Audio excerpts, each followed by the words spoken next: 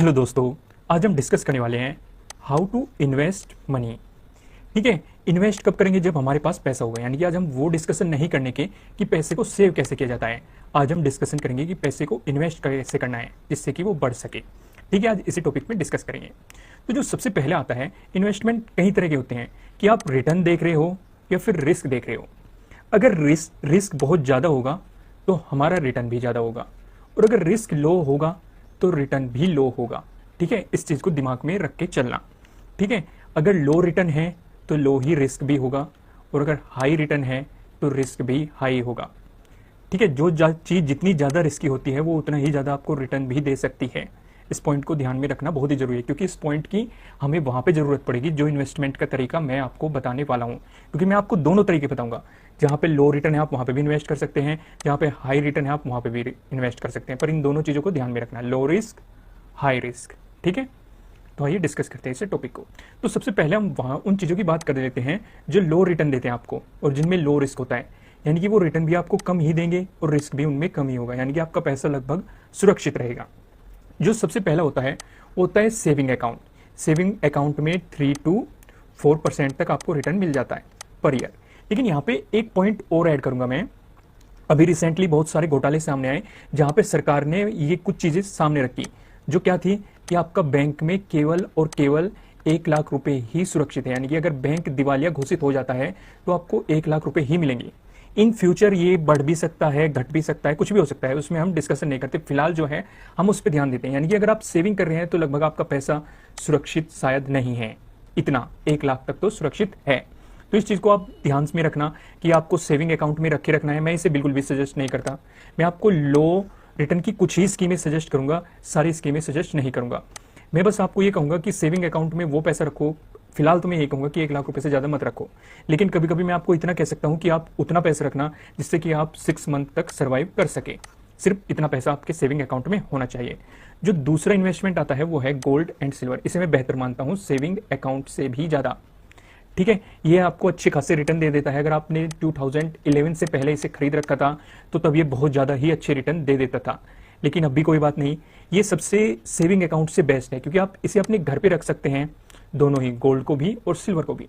इसमें भी एक चीज़ ध्यान रखना है, इसमें आपको 2 चीज़ें होती है। पहली, आप क्या खरीदते हैं? गहने। ठीक है, गहने खरीदते हैं। दूसरे, आप खरीद सकते हैं बार या कॉइन। तो इसमें भी मैं इसे बेटर मानता हूं कि आप बार खरीदे, कॉइन खरीदे। गोल्ड के चाहे बार खरीद लो या कॉइन खरीद लो, गहने क्यों नहीं खरीदने चाहिए? क्योंकि जब आप गहने खरीदते हैं तो आपको मेकिंग चार्जेस देने पड़ते हैं। ठीक है, और जब आप इसे बेचते हैं फिर से इसमें चार्जेस लगते हैं। इसमें अशुद्धि है या बहुत टाइम का हो गया, पुराना हो गया, इस तरह के बहुत सारे चार्जेस लगते हैं। यानी कि पैसे खरीदते समय भी आपके पैसे, अगर कोई आपको 10,000 की मिल रही थी चीज़, तो उस पर कॉइन तो सीधा आपको, बार और कॉइन तो सीधा 10,000 रुपये में मिल जाएगा। लेकिन इसमें आपको लगभग 11 या 12,000 रुपये तक भी देने पड़ सकते हैं, 11 to 12,000, क्योंकि वो मेकिंग चार्जेस भी लेंगे जो चीज़ें आप बदलवा रहे हैं। ठीक है, अगर आपने दूसरी तरफ बार और कॉइन खरीदा, अगर इनकी वैल्यू लगभग 15,000 रुपये हो गई, ठीक है, अगर आप इन्हें बेचने जाएंगे तो ये 15,000 रुपये के ही बिक जाएंगे। लेकिन ये 15,000 के नहीं बिकने की, इनमें आपने लगभग जितनी इनकी कीमत थी उससे ज़्यादा भी कीमत दी। दूसरा, इसमें आपको चार्जेस भी देने पड़ेंगे। वो इसे लगभग 13,000 में ले लेंगे, कुछ पैसे काट लेंगे, जिससे कि हम इन्हें शुद्धि करेंगे, इनमें मिलावट कह देंगे या खोट था, मतलब कुछ ऐसी चीज़ें ऐड कर देंगे। तो ये चीज़ें तो बिल्कुल भी नहीं बनानी चाहिए। इनकी बजाय मैं आपको क्या प्रीफर करूँगा, अगर आप गहने के शौकीन ही हैं, कुछ बनवा लो, लेकिन उसकी बजाय आपको आर्टिफिशियल यूज़ करने चाहिए, क्योंकि आप इन्हें समय समय पर बदल भी सकते हैं और अपने अकॉर्डिंग, और नए नए लगा सकते हैं। दूसरा, अगर आपका ये खो जाता है या लॉस हो जाता है तो कोई प्रॉब्लम नहीं, आपको बहुत ही सस्ते मिल जाते हैं, और अपना इन्वेस्टमेंट आप करो बार या कॉइन्स में। ठीक है, ये चीज़ आप अच्छे तरीके से समझ गए होंगे। ठीक है, तो आगे हम डिस्कस करते हैं। आगे क्या है? Fix deposit. ये भी लगभग काइंड ऑफ ठीक ठाक है, पर लेकिन मैं ये भी सजेस्ट नहीं करता, फिक्स डिपॉजिट भी सजेस्ट नहीं करता, ना ही मैं सेविंग सजेस्ट करता। फिर भी मैं आपको बता देता हूँ, फिक्स डिपॉजिट में आपको 6.5 to 7.5 या 7% तक आपको रिटर्न मिल जाता है। ठीक है, इसे आप एक तरीके से फिक्स डिपॉजिट में कह सकते हैं कि लगभग आपको इतना रिटर्न मिल जाता है। लेकिन आपको इन्वेस्ट कहाँ पे करना है? जहाँ को आपको 7% से ज़्यादा रिटर्न मिले, ताकि आप महंगाई को भी बीट कर सको और अपनी ज़रूरतों को भी पूरी कर सको, इन्फ्लेशन को भी बीट कर सको और अपने पैसे को इंक्रीज भी कर सको। तो 7% से ज़्यादा, तो इसलिए मैं इसे भी लगभग सही नहीं मानते। आपको लगभग 7% के आसपास रिटर्न दे देता है, पर लेकिन मैं फिर भी इसे बेहतर नहीं मानता। फिर आता है नेक्स्ट हमारा पीपीएफ। इसमें आपको 7.5 to 8% तक रिटर्न मिल जाता है।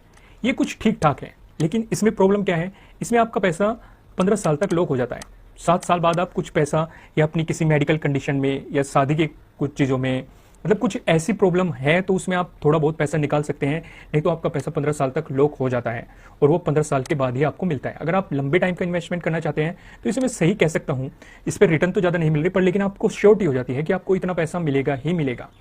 ठीक है, तो आप पीपीएफ की तरफ भी जा सकते हैं। जो इसके बाद आता है म्यूचुअल फंड्स।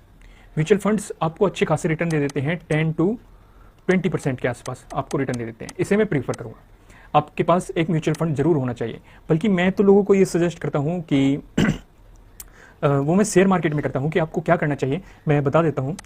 शेयर मार्केट में आपको किस तरीके से, चलो मैं आगे ही डिस्कस करूँगा कि कैसे करना चाहिए जब शेयर मार्केट का टॉपिक आएगा।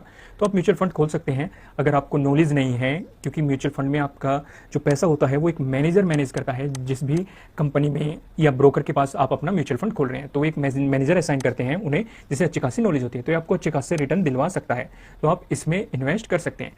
तो ये सब तो थे जहाँ पे आपको लो रिटर्न मिल रहा था और लो रिस्क था, यानी कि आपके पैसा डूबने के चांसेस लगभग थोड़े कम थे। ठीक है, म्यूचुअल फंड में थोड़ा सा आपको लॉस हो सकता है, लेकिन पीपीएफ में श्योरिटी है, फिक्स डिपॉजिट में श्योरिटी है, सिल्वर और गोल्ड में श्योरिटी है, सेविंग अकाउंट में भी श्योरिटी है, बशर्ते आपका बैंक दिवालिया ना घोषित हुआ हो। ठीक है, ये कुछ क्लोज आप ध्यान रखना। तो आपको पता लग गया है लो रिटर्न और लो रिस्क के बारे में। अब हाई रिटर्न और हाई रिस्क के बारे में डिस्कस करते हैं। मतलब बहुत सारी चीज़ें हैं जहाँ पे रिस्क हाई है और आपको रिटर्न भी बहुत ज़्यादा अच्छा खासा मिल जाता है, लेकिन मैं यहाँ पे सिर्फ 2 ही डिस्कस करूंगा, क्योंकि हम बाकी चीज़ें किसी और वीडियो में डिस्कस कर लेंगे। ठीक है, जो सबसे पहला है रियल एस्टेट। आप अपना पैसा रियल एस्टेट में लगा सकते हैं। रियल एस्टेट आने वाले समय में आपके पैसे को बहुत तेज़ी से बढ़ा देता है और बढ़ाएगा भी, लेकिन इसकी सिर्फ और सिर्फ एक प्रॉब्लम है, इसके लिए आपके पास अच्छी खासी अमाउंट होनी चाहिए, लगभग 10 लाख प्लस होनी चाहिए। ठीक है, इसमें बस यही प्रॉब्लम है कि आपके पास एक बड़ी अमाउंट एक साथ चाहिए रियल एस्टेट में इन्वेस्ट करने के लिए। लेकिन एक और चीज़ है जहाँ पे आप 100 रुपये से भी या उससे कम रुपए से भी या कुछ हज़ारों रुपए से भी या फिर कुछ लाखों रुपए से भी इन्वेस्टमेंट शुरू कर सकते हैं और अच्छे खासे हाई रिटर्न ले सकते हैं। ठीक है, अपने पैसे को बहुत तेज़ी से इंक्रीज कर सकते हैं। वो है शेयर मार्केट। इन्वेस्टमेंट प्लानिंग, कि आपको अपने पैसे को इन्वेस्ट कैसे करना है। फॉर एग्जांपल, आपके पास 1 लाख रुपए है, मैं ऐसा मान लेता हूं कि आपके पास 1 लाख रुपए है, ज़्यादा बड़ी अमाउंट लेकर नहीं चल रहा, मैं कुल 1 लाख रुपए लेकर चल रहा हूं। आपको इन्वेस्टमेंट किस तरीके से करना है, तो हम इन्वेस्टमेंट प्लानिंग के बारे में जान लेते हैं। तो पहली तरफ क्या है हमारे, जहाँ पे gold, mutual fund, fix deposit, PPF या सेविंग अकाउंट, इनके बारे में मैंने आपको बता दिया। दूसरी तरफ है स्टॉक मार्केट या शेयर मार्केट। ठीक है, दोनों एक ही बात है। यहाँ पे आपको क्या मिलता है, लो रिटर्न। यहाँ पे क्या मिलता है आपको, हाई रिटर्न। यहाँ पे रिस्क क्या होता है, लो रिस्क, और यहाँ पे क्या होता है, हाई रिस्क। ठीक है, ये चीज हमें पता लग गई तो हम अपने पैसे को इस तरीके से डिवाइड करेंगे। अगर हमारा यहाँ पे लॉस चल रहा है तो कम से कम ये तो हमें कुछ ना कुछ प्रॉफिट दे दे। अगर यहाँ पे प्रॉफिट चल रहा है, यहाँ पे प्रॉफिट चलेगा ही चलेगा, क्योंकि यहाँ पे लगभग श्योरिटी है, भले ही कम प्रॉफिट मिले यहाँ पे हमें प्रॉफिट मिलेगा। लेकिन अगर यहाँ पे हमें प्रॉफिट मिलेगा तो एक ही शेयर हमें इस टोटल से ज़्यादा प्रॉफिट दे देगा। तो हमने अपने पैसे को 50-50% डिवाइड करना है, यानी कि 50,000 रुपये आपको इनमें लगाने हैं। किस तरीके से लगाने हैं वो आप सोच सकते हैं। आप गोल्ड खरीद सकते हैं, म्यूचुअल फंड में लगा सकते हैं और कुछ पैसों का फिक्स डिपॉजिट कर सकते हैं, पीपीएफ में कर सकते हैं, सेविंग अकाउंट में कर सकते हैं। ठीक है, दूसरा आपको 50,000 रुपये लगाने हैं स्टॉक्स में। ठीक है, वो कैसे लगाने हैं हम आगे डिस्कस करेंगे। इस वीडियो के आखिर में मैं आपको बताऊंगा कि इन्वेस्टमेंट कैसे करनी है। फिलहाल इस प्लान को हम थोड़ा सा समझ लेते हैं। फिर आपको क्या करना है, हर साल जो आपका 50% प्रॉफिट हो रहा था गोल्ड, सिल्वर, जिसमें भी आपने पीपीएफ या सेविंग अकाउंट से, वो आपको हर साल अपने स्टॉक मार्केट में डाल देना है। उसका 50% आपको स्टॉक मार्केट में इन्वेस्ट कर देना है। ठीक है, कुछ नए स्टॉक खरीद लेने हैं या फिर पुराने ही स्टॉक्स में इन्वेस्ट कर देना है। ठीक है, इन्वेस्टमेंट कैसे करेंगे मैं जल्दी आपको निफ्टी 50 की वीडियो प्रोवाइड करूंगा कि वहां से आप बिना, अगर आपको नहीं पता तो आप किस तरीके से अपने इन्वेस्टमेंट को बढ़ा सकते हैं। ठीक है, तो आपको यहाँ पे दिखाई दे रहा होगा ये गोल्ड, म्यूचुअल फंड, इधर स्टॉक मार्केट। ठीक है, यहाँ पे आपने 50,000 रुपये लगाए और यहाँ पे भी आपने 50,000 रुपये लगाए। अगले 1 साल के अंदर आपको 10% का रिटर्न मिला। 10% का मतलब कितना होगा, आपका प्रॉफिट कितना हुआ, 5,000 रुपये। ठीक है, इसमें से यानी कि 50% कितना हुआ, 50% हो गया आपका 2,500 रुपये, यानी कि इसका अगर 50% कर ले तो ये पैसा हमें इसमें इन्वेस्ट कर देना है। ठीक है, तो इसका टोटल कितना हो गया, 52,500 रुपये। अभी हम इसका प्रॉफिट नहीं लगा रहे, 1 साल के अंदर इसमें भी कुछ ना कुछ प्रॉफिट हुआ होगा या लॉस हुआ होगा, जो भी आपने मतलब चुना होगा। तो लगभग मेरे हिसाब से आपको प्रॉफिट ही हुआ होगा 10 to 20% या 20%। अगर आपने अच्छी रिसर्च कर ली होगी तो आपको 20 to 30% तक भी रिटर्न मिल सकता है, अगर आपने अच्छी खासी रिसर्च की होगी। हम इससे भी डिटेल में समझेंगे कि किसी स्टॉक की रिसर्च कैसे करते हैं, रिसर्च एनालिसिस कैसे करते हैं। तो यहाँ पे भी आपका टोटल कितना होगा, 52,500 रुपये। फिर इस पे आपको 10% मिलेगा अगले साल, और इसका जो भी 10% मिलेगा उसका 50% आपको फिर से इसमें इन्वेस्ट कर देना है। इसमें से कोई पैसा नहीं निकालना है, इसमें से बस 50% आपको निकालते रहना है और इधर इन्वेस्ट करते रहना है। ठीक है, इस प्लान को समझ के इसे ट्राई करो कुछ सालों तक, अगर आपको प्रॉफिट जरूर होगा, अगर नहीं होता होगा ही होगा, ऐसी बात नहीं कि नहीं होगा, बशर्ते आप तरीके से इन्वेस्ट करो, बैलेंस शीट को पढ़ पाओ, स्टॉक की रिसर्च एनालिसिस कर पाओ या बेहतर स्टॉक को चुन पाओ। ठीक है, बहुत सारी चीजें मैटर करती है। मैं ये नहीं कहता कि आपको 100% हो जाएगा, आप अच्छे स्टॉक में नहीं पैसा लगा रहे हो और आपका पैसा डूबते ही जा रहा है और आप कहोगे कि भाई मैं तो कह रहा था प्रॉफिट होगा।